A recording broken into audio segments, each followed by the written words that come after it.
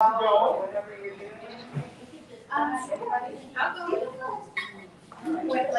So we're going to be doing competing talking though. So I'm about to do a live stream. If you can, yeah. If you, what time is it? It's 6, right? Yeah, we're going to go live right after 6.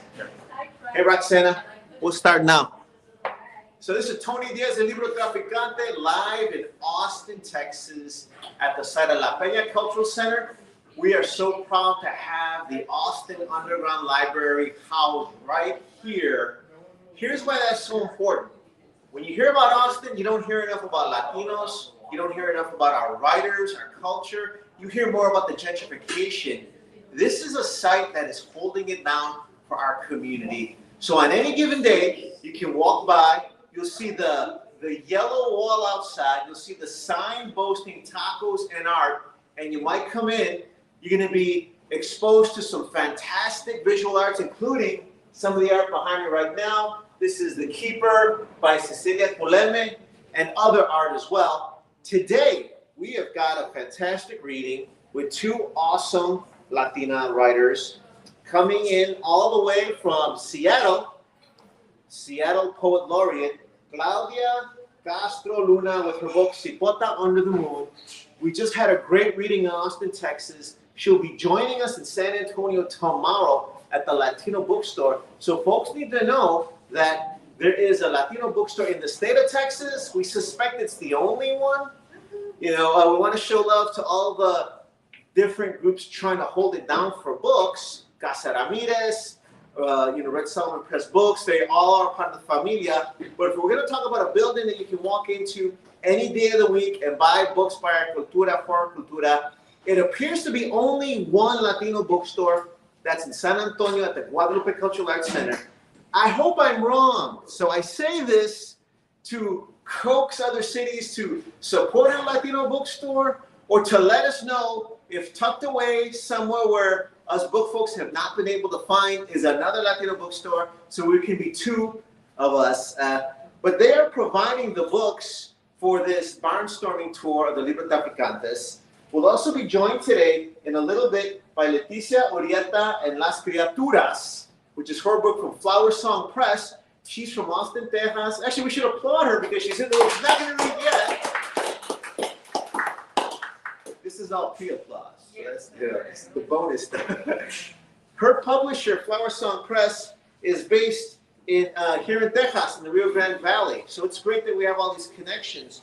And all these sites are going to book deserts. Our community is ensconced in book deserts. What that means is if we allow corporate publishers, corporate booksellers to dictate where books go, they don't come here. They don't come to our neighborhoods. In 3 major Texas cities, even more, but we've just visited 3. Houston, Texas, we're engulfed in with Central American familias. There are no bookstores around there. We brought the books with us. We brought the poet with us. Here in Austin, Texas, I am so proud of La Peña Cultural Center because we're about a field goal away from the Capitol, and this has got to be a presence for our community. And then tomorrow at the Latino bookstore at the Guadalupe Cultural Arts Center, if they don't form that bookstore, we don't hear about that work and culture. Of course, we want to share the love, so we're also going to hear from the owners of this wonderful space in a little bit. We have the founders of Chicano Psychology Institute with us también. They'll be sharing some of their knowledge with us. Shouts out to them here in Austin, Texas. We have some Latina icons who are joining us. So we're happy to acknowledge some of the Latina icons, including Bambi Cardenas, who will be joining us shortly, and Dr. Angela Valenzuela is on the way as well, and also Nora Comstock, founder of Las Comadres as well. So I am Tony Diaz, the Libro Traficante, and this is actually a multi-platform broadcast. So it is on social media right now. It's airing on fox26houston.com. The audio will be uploaded to our radio show on 90.1 FM KPFT. And then, of course, we also have in-person events like this all the time. When you watch, I'd like you to see how the Houston event is different than the Austin event, is different than the San Antonio event, because each city adds its own different pieces. But please hit us up for more information. I do want to start with one of our allies in this cause, Jolt. And Jolt has been holding it down for young Latino voters for several years. They started with this cool quinceañeras organizing tactic for our community to get involved. They're here now because this is about civic engagement. And I do want to say a couple things. I'm going to bring the fire and brimstone now. I'm not going to do a moment of silence for the poor fallen children of Uvalde because we need to speak up. I'm mad as hell, so I'm not going to quiet down. I'm going to speak up more. We need our gente to raise their voices. We need to be heard. We're about a half a mile from the Capitol building. We are light years away from policies to protect our students in schools, to edify our schools, support our families. And I will say this, Libre Traficantes are going to tell you, we are fighting with elected officials who will more quickly ban books than they will ban assault rifles. I will also not give a moment of silence for the 50+ people who died in the back of a truck bed because we need to speak up for them. We fight cliches. The cliche of open borders is a terrible stereotype. If you use that cliche using discriminatory language to oppress a community, and here's what happens. Folks in the back of that truck were going to get hired by Texas families. They were going to be household workers, helping the elderly, helping the poor. There's rhetoric that talks about drug cartels. There were no drug cartel members sneaking into this country in the back of a truck bed. They were coming here for jobs that business people need filled. That must stop. That sort of rhetoric is against us, and we're here to free language. So I want to say this, poetry is important because we're here to liberate language, not constrict. We're also here for civic engagement. Okay, I can talk like this because you're about to be thrilled by some of our leading thinkers. They will thrill and amaze you. I want to bring now someone from JUG who's going to talk about their mission. So if you want to come up, please welcome the Director of Communications from JUG. Buenos dias, everyone. Hi, I'm the new comms director at Jolt Initiative, and we're so excited to join you here today. Jolt Initiative is a Texas-based nonprofit that empowers Latino youth through civic engagement to use not only their voice, but their vote to transform Texas and make it more equitable and fair for all Tejanos, not just the rich and powerful. We are known for having one-of-a-kind, culturally relevant programming like Arriba las Mujeres, which is coming up in July. Please see me after if you're interested in learning more about that amazing opportunity for Latina women to ensure that they have the leadership development and skills to negotiate for better salaries and to rise to the top and become not bosses but leaders at their companies and within their communities, because we all know we need less bosses and more leaders, right?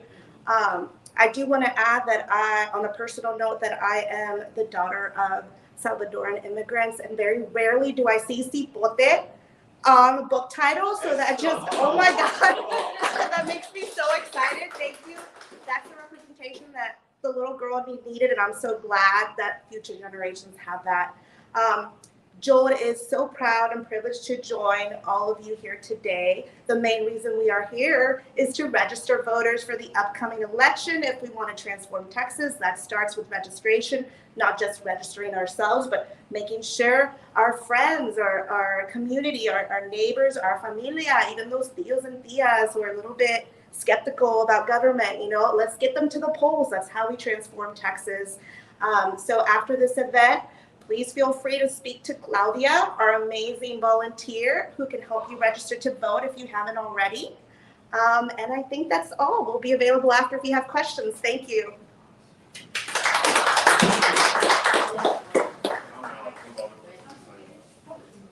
Thank you very much. And then Cynthia's running away from the camera because it's like the limelight. I'm going to try and get her to come over here and talk in a little bit. I do want to mention some of the other partners. I want to thank the BIPOC Arts Network Fund for helping us to get out here. We also want to thank the Latino bookstores we mentioned before. I want to thank all of our Austin allies. We really appreciate all of their work. The Austin Batcave, the Chicano Psychology Institute.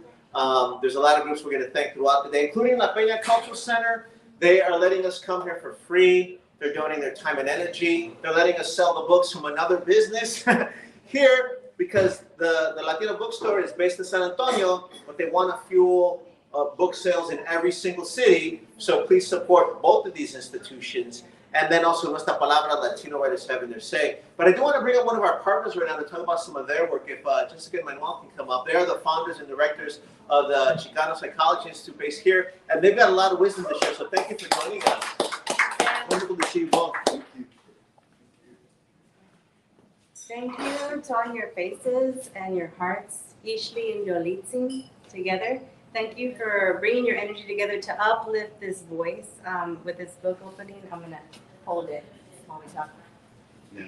Cipota Under the Moon, Claudia Castro Luna. Thank you for uplifting this voice and uplifting all of our voices.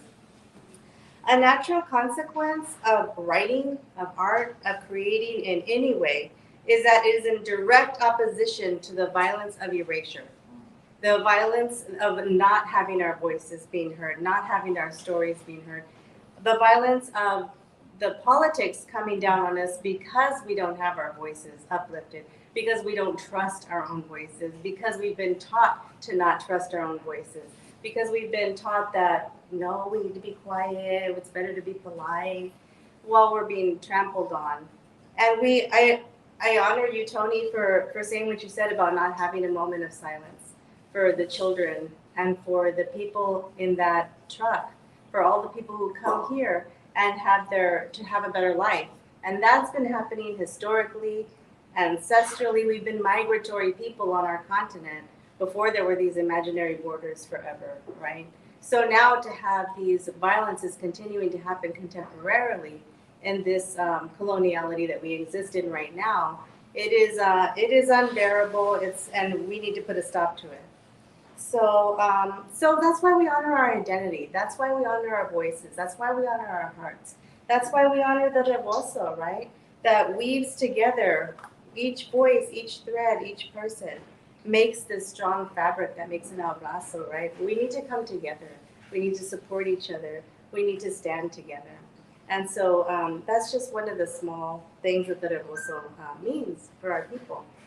I think that's a wonderful example of some of the work that we do together with the Institute of Chicanic Psychology is bringing not only the research that many raza psychologists have done over the years that we're not aware of, but also the wisdom of our indigenous ways and knowledge, because when we bring that together, which we try to do, then we represent all of our healing ways.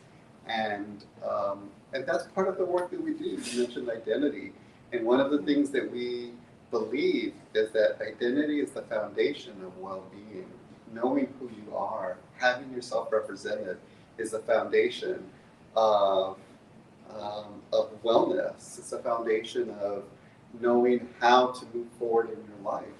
And so what we try to do in the work that we do together is integrate so much of what our people have accomplished despite so many odds. And the shirt you're wearing is fantastic. It's actually your quote. It's Jessica Delciani's quote that we put, which is, our wellness is a form of resistance. The fact of even just being well.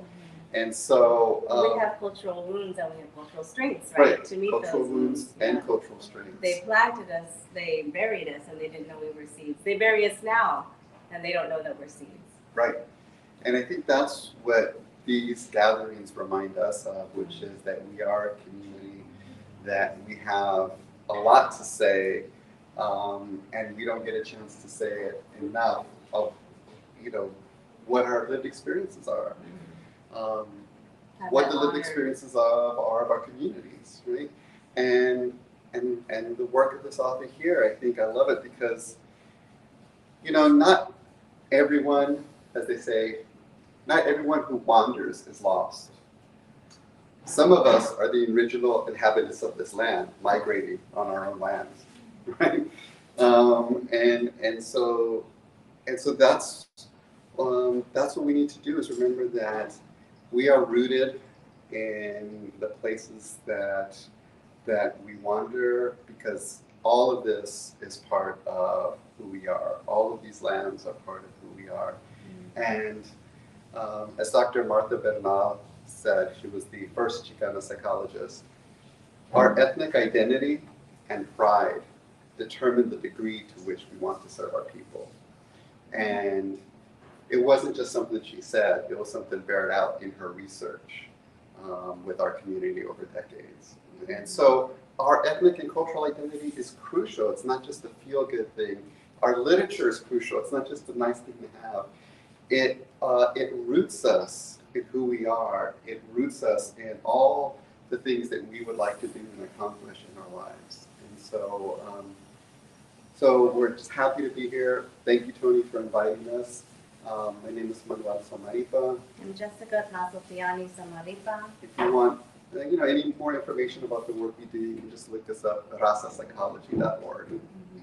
Thank you. Thank you.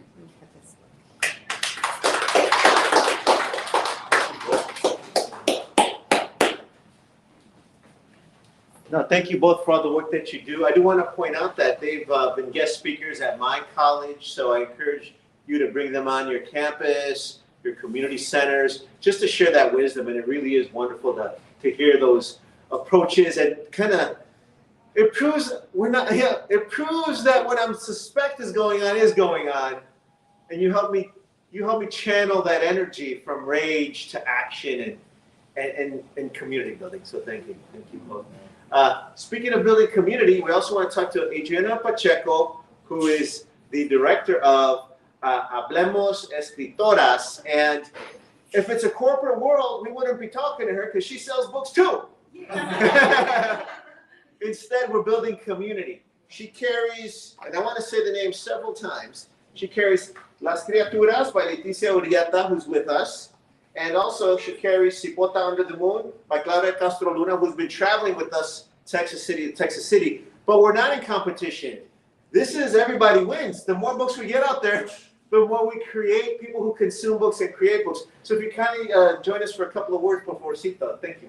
Thank you for joining us.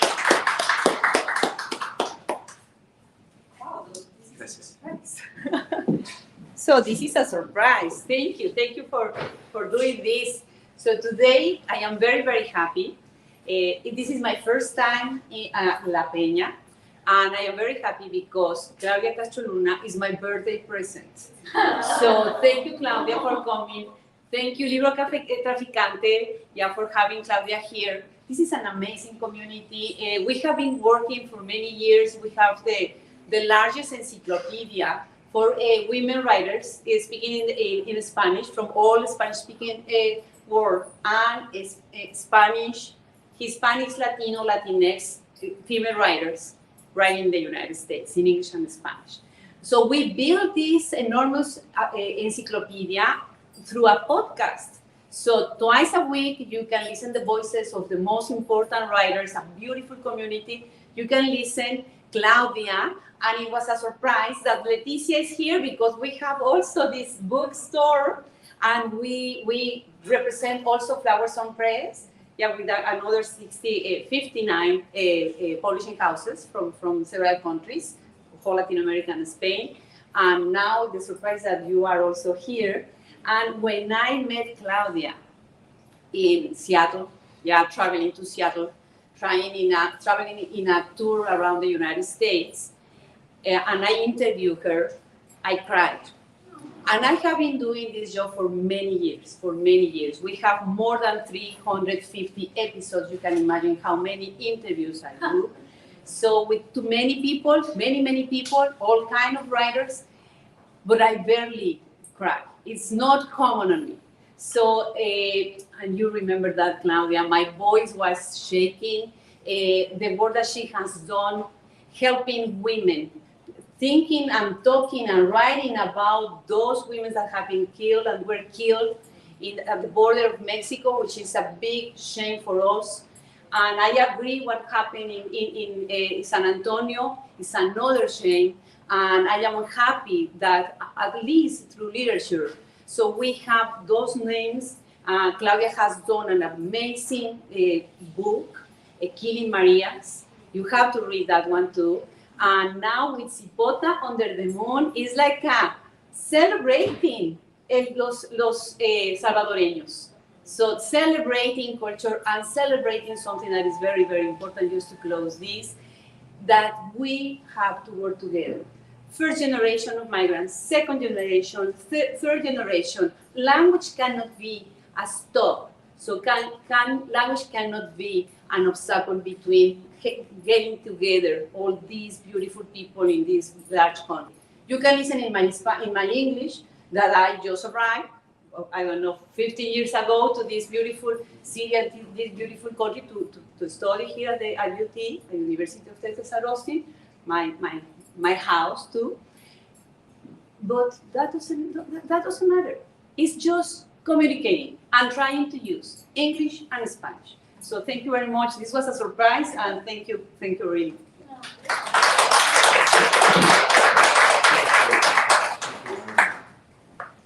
Thank you so much for all the work that you do. And we're deputizing all of you. You are now all Libro Traficantes. and we want to make it as easy for you as possible to get books in the community. So we mentioned your podcasts. People can buy books through your websites as well. We also have the Latino bookstore in San Antonio. We also have La Peña Cultural Center. There's actually some books on that wall. The underground library is right here. What does that mean? You tell us. So the books are here for folks to use, to borrow, to share, for students to come in. And then, of course, you've got two amazing writers in person with you right now. So are you ready for some live lit? Yeah? All right. Ladies and gentlemen, she is a do-gooder who by day thrills youth and community members through the Autumn Batcave. She does wonderful classes. She is donating her time and energy for free. We hope we will make her a part of your family library. The publishing house, Flower Song Press, is here in the Rio Grande Valley. Please welcome, reading from Las Criaturas, Leticia Urieta. Woo!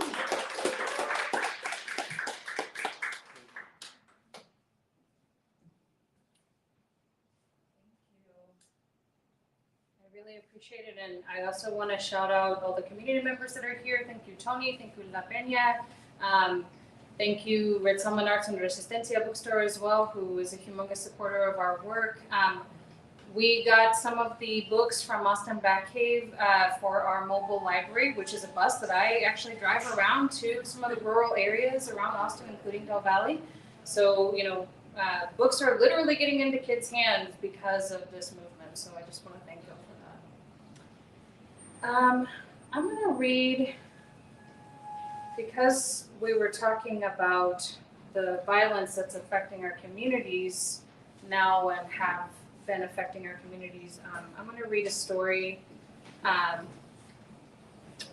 is kind of speaking to the title of my book, Las Criaturas, which technically translates as the creatures, but can also refer to children, can also refer to kind of the unknown, the monstrous, which is a little bit of what the themes are in this book. So this is called Offering to the Sky. In the morning, we tied you, our baby, to balloons and watched you float up and away from us into the gray sky, floating straight to heaven. We packed you in hampers, in baskets, tied balloons to chairs for your older ones, and strapped you in with severed car seat belts and twine, letting our collective hope lift you away from this place. Attached to your clothes were notes in as many languages as we could think of, pleading for safe passage for our little ones. We even made sure to give you white balloons, white for clouds, white for peace, white for disappear. In the dark before dawn, we kissed our sleeping, crying babies. We brought you to the roof to cast you all away. All around us, other mothers and fathers, grandmothers and uncles wiped their eyes clean and tied the balloon strings tight. Who knew who sent their little one up first? No one wanted to be the first or the last. Some balloons weren't fastened right. The children never made it off the ground. They got stuck in trees, and we were all afraid to hear the morning ripped open by your screams. Finally, we saw our neighbors' children ride the wind into the clouds and knew it would work. There on our cracked roof, we pressed our lips to your fuzzy forehead, You were warm, tucked so carefully into your basket with blankets all around you. You didn't know yet what goodbye meant. We never taught you that. Your father lifted the basket on his shoulders while I arranged the balloon strings. With one great heave, you, our son, were up and away. You would not hear our voices again or recognize our faces on the news.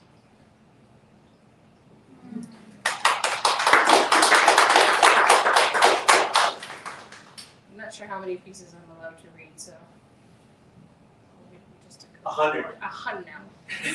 That's far too many.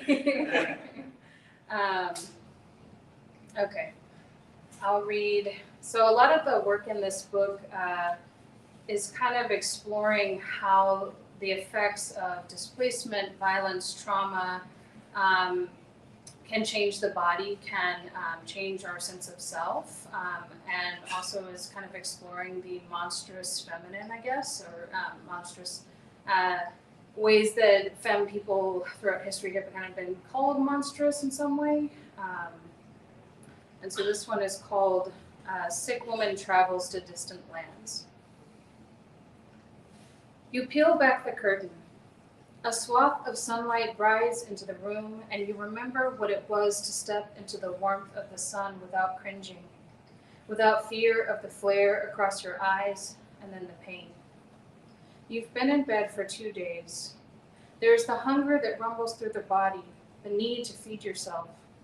But then the churning inside your stomach starts and makes your body want to get rid of everything and become a blank slate. The world darkened when the virus spread. When you look outside, there were fewer kids playing in the street. People in masks rush by to get into their homes like they're re-entering a clean zone. Their homes, the safest places to be. But you've been home. Home is a sanctuary when the body is not, but even then it can become an island, impossible to swim away from when your pain is a contagion people don't want to see. On the night you come to me, it snows for the first time after 100 years. A portal opens. We meet on the snowy field at midnight, the winter moon full, casting light across the glistening whiteness. You walked here barefoot, peeling off your clothes until you arrived naked and cool in the crisp air. You don't recognize me at first, but you will with time. First you bow in front of me on your knees, arms bent forward and head down so your frizzy hair sweeps the snow, leaving traces. When I bow my head to you, you know that you can climb aboard my brown hard shell and lay across it like a starfish stuck to a rock. Your spine conforms to the curves of my shell. Your skin melts, becomes hot and sticky against me as we become one. All that we see are the bare tips of tree limbs and that full solstice moon watching us move slowly across the snow, back towards the portal to my world. Your body has melded so seamlessly with my shell that you feel to me like a second spine, a layer of protection from the monsters of your world who would cage me or tear my shell from the rest of my body to consume me. This is why you don't scream as we cross the threshold, even as your naked skin turns from translucent white to red and begins to slough off of you into crisp layers that burst like a pollen bomb. Your body is becoming something entirely different. I move slowly to take you away from yourself, back to a home where pain is a song, a story from another world.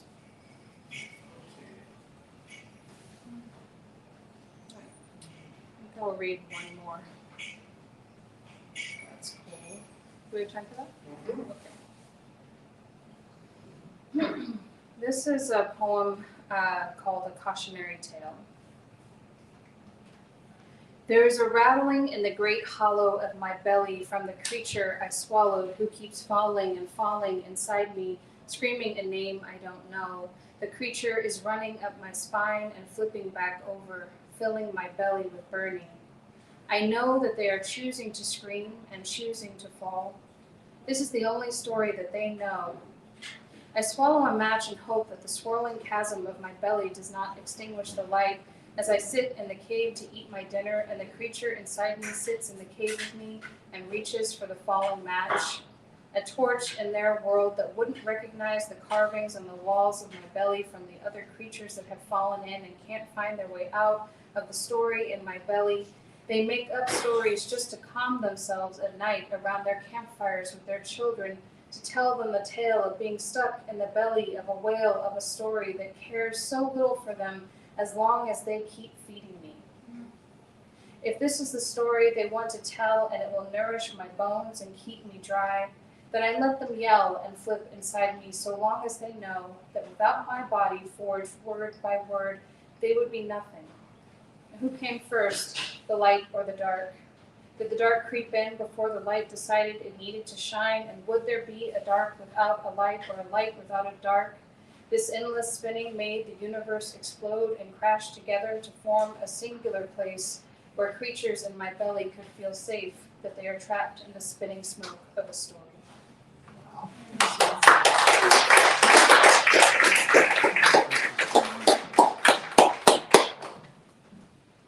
Thank you so much, Leticia, for sharing your work. It is brilliant.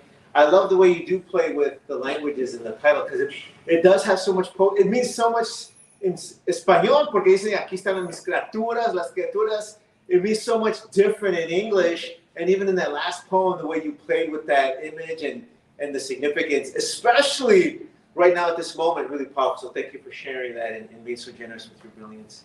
And I do want to remind you, please support her by, you don't have to buy the book from us right now. You don't have to buy the book tomorrow, but at some point, maybe online, supporting this writer and other writers, telling other folks about it, and sending a message to publishers that we care about this literature and that they should keep promoting it. So thank you again. And now it really does give me great pleasure to introduce someone that I've had a wonderful time reading her book. First, it's cool to read a book. We like books, right? It's fun to read it. I got to hear her read last night, and that was potent. I got to shoot the breeze with her for 3 hours as we drove from Houston. It was like a fun interview. And what I love is this is the type of writing that every time you hear it, it's going to gain a different nuance. And I do want to say one thing about our Salvadoran American brothers and sisters. As a Chicano, I didn't know what they were going through. When I went to Houston, I worked with an organization called Crecen, and they were basically interviewing families from Guatemala and El Salvador seeking political asylum for a war that our country refused to recognize, that we now know they played a role in cultivating. And as a Chicano, I went to get my Master of Finance and Creative Writing. They try and keep us in the ivory tower.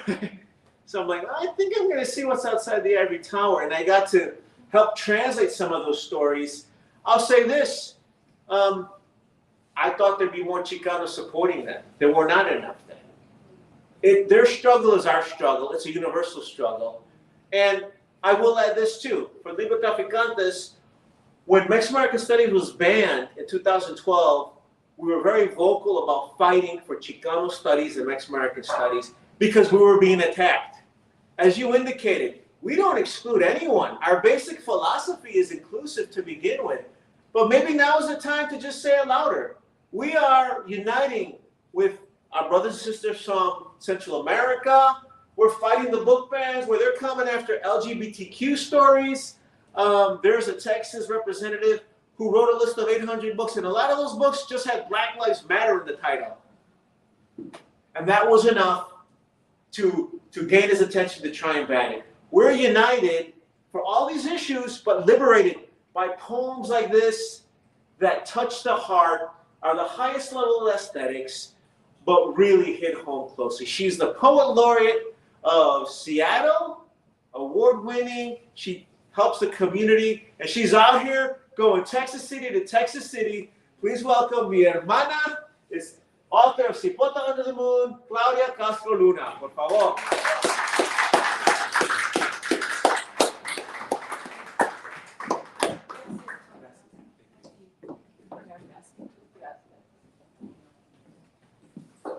Muchas gracias, Tony. Yo no pudiera estar aquí sin la ayuda de Tony. I wouldn't be here without Tony's help because he has organized this trip for me, going from Houston to now here in Austin and then San Antonio. And yesterday was an incredible reading, partly because I've been in the United States for over 40 years, and I had always wanted to come to Houston.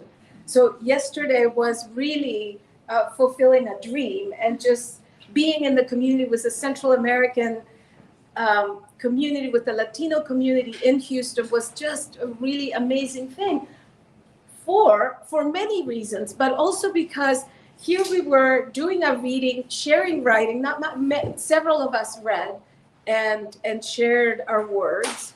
And we were doing it in a space that is not the traditional way in which books get distributed. We were doing it in a community space. We were bringing books to people rather than people coming to a bookstore. And that is a really powerful, powerful thing. So thank you, Tony, for last night. Thank you, everyone, for being here, for this beautiful space, for the Peña Cultural Center. Thank you for having us.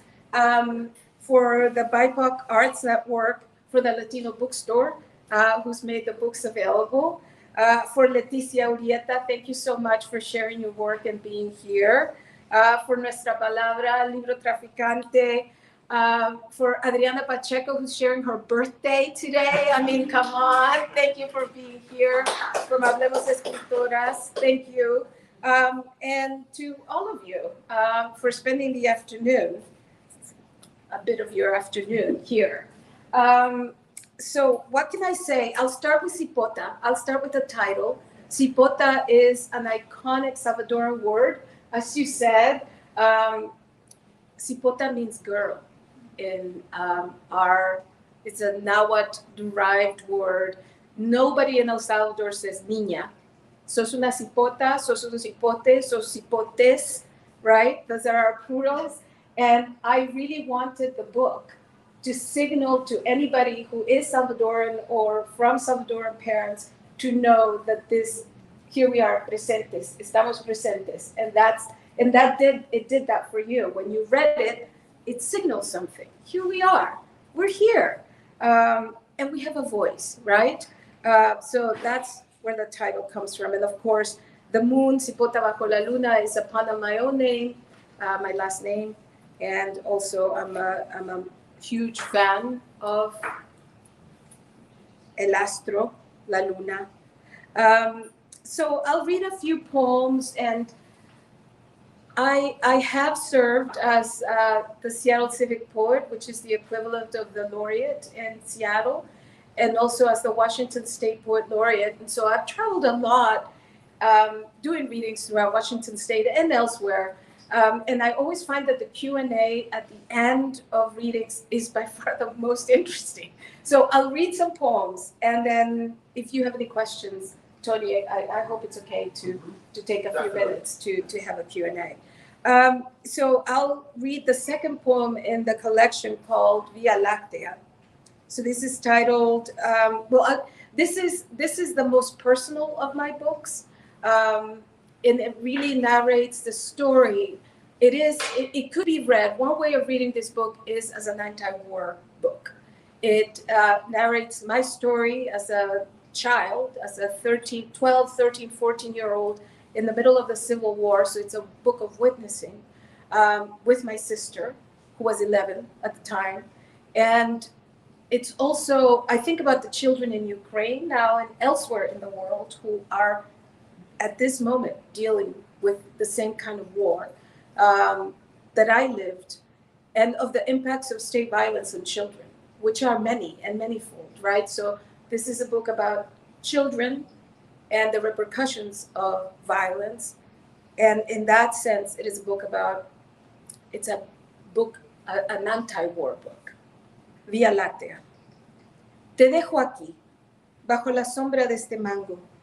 I leave you here, in the shade of this mango tree, como quien dice esperando un bus en una esquina o a la orilla de un río. Hablo de una vía que arrastra almas buenas y malas y cosas chulas y rotas. Imagine you are at a bus stop or standing on a riverbank, watching creatures and their beating hearts ambling by, counting the ways their faces flare up to both sides of the moon. Te dejo con un par de maracas para que acompañes a los muertos en su procesión y para que animes a los vivos en sus duelos. You are not alone.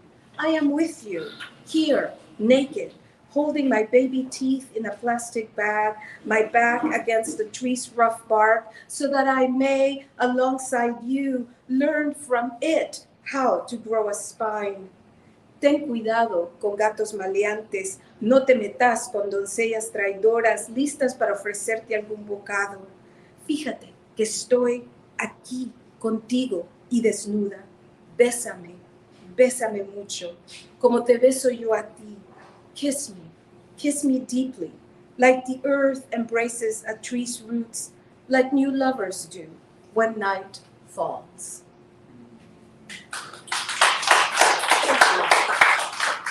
So the first part of this book really narrates the year 1980, which in many ways was the most violent year of the 12 official years of the Salvadoran War. It is the year in which Monsignor Romero, Archbishop of El Salvador, was assassinated while officiating Mass.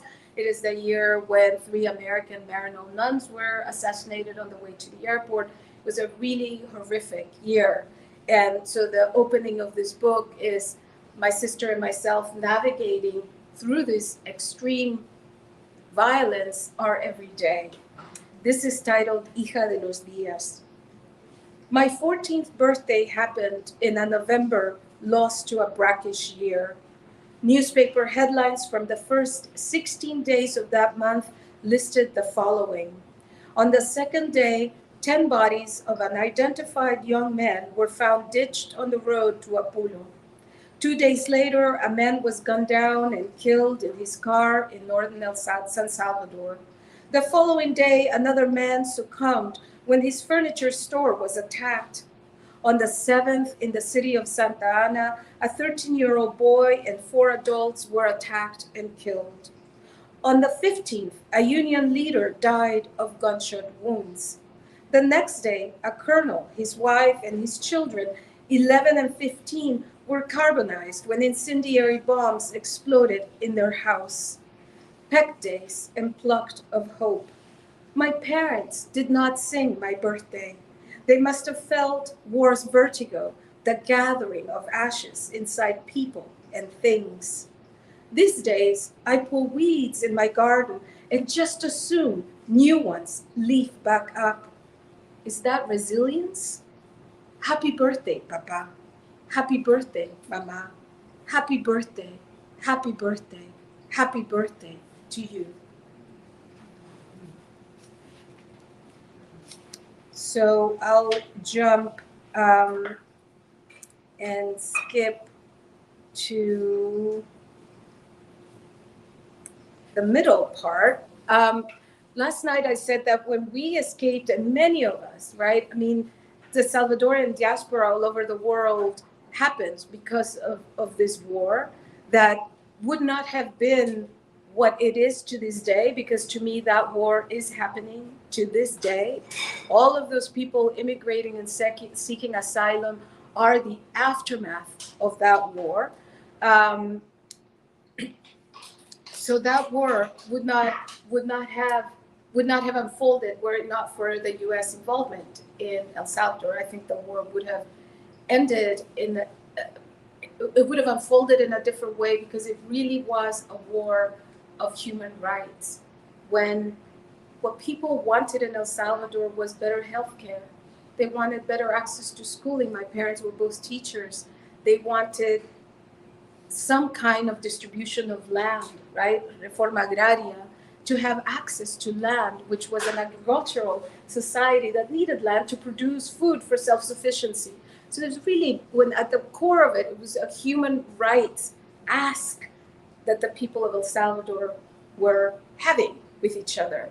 And it spun out into what it is to this day, right? This tragic episode that has affected all of our lives. I've been in the United States 40 years. I was 14 years old when I left. My sister was 11, and there is not a day that my body doesn't suffer the consequences of the trauma that I endured in El Salvador. This is titled Chubasco. She returns to her birth country, a wife and mother, wearing a skirt long enough to hide what is necessary. She hopes that from somewhere someone calls out, "Here, see this? Isn't this what you're searching for?" She waits with an unfurled hand for the appointed afternoon chubasco. And because today's rain carries traces of yesteryear, she wonders whether she could read the water in past tense. Could she see a slant in the conditional, see in the droplets who and how the person she now is was? Observe who she might have become had she never left, had she never lost. Under her left breast is a window. Come closer. Notice the brambles, the wildflowers, and among them, roses. And let's see, there is a section in the book, in the middle of the book, that is titled Lotería de los Pobres y Valientes, because I come from a town in El Salvador, and I don't know how many Salvis are in the room. I don't know, you know El Salvador more or less, right? So I come from a part of a town in El Salvador called Atiquizaya, which is 12 kilometers, not miles, kilometers. So it's very close to Guatemala, to the border with Guatemala. And it is famous for its game of Lotería, which gets played in public for the Virgin's birthday. So La Virgen del Carmen is la patrona de Atiquizaya, and when this happens in December, there's festivities in the plaza, and one of the festivities is you get to play Lotería out in the open in the park, and they call out the names, you know, El Diablito, El Árbol, and there is always a little poem, a little rhyme, right, that accompanies each figure, and in Atiquizaya, they're quite spicy, and people have even recorded them. There's records. There used to be. Now I probably just, so you can listen online. So I have a whole bunch of those very small poems. And this one, I'll read two, one in English and one in Spanish. This one's titled La Corona. Cedros y ceibas, tamarindos y aguacates are trees, heart of sky, tussling their green crowns. Dear relatives, we also must leave behind. And this one in Spanish, La Rosa. Las fronteras no existen. Pregúntale a la Virgen de Guadalupe, quien derrama bendiciones sin pedir pasaporte.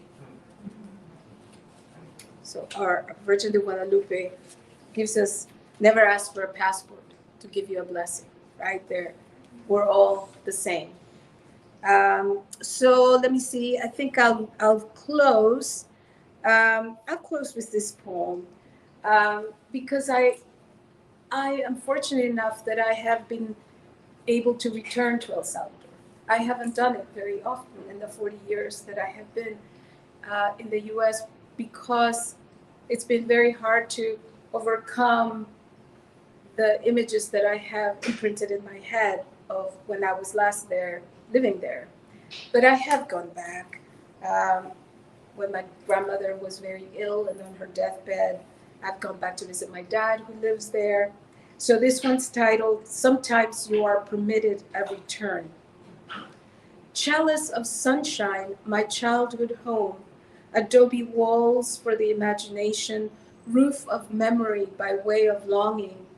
When after 30 years I returned to it, I stared past guilt and sadness at the armature, the structure upon which I am built.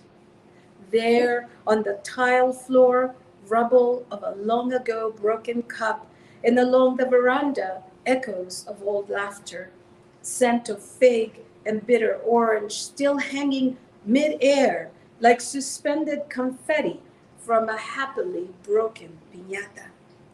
My abuela's superstitions and remedies, sleeping in the old kitchen, stacked wood ready for the next fire, the things of this house I did not know I needed to find my way out of the labyrinth of exile. Had I known of bitter and cold, I would have stashed ash and flour into my pockets. But we did not know then how to read the palms of our hands. We knew only what we didn't want, which was death. We wanted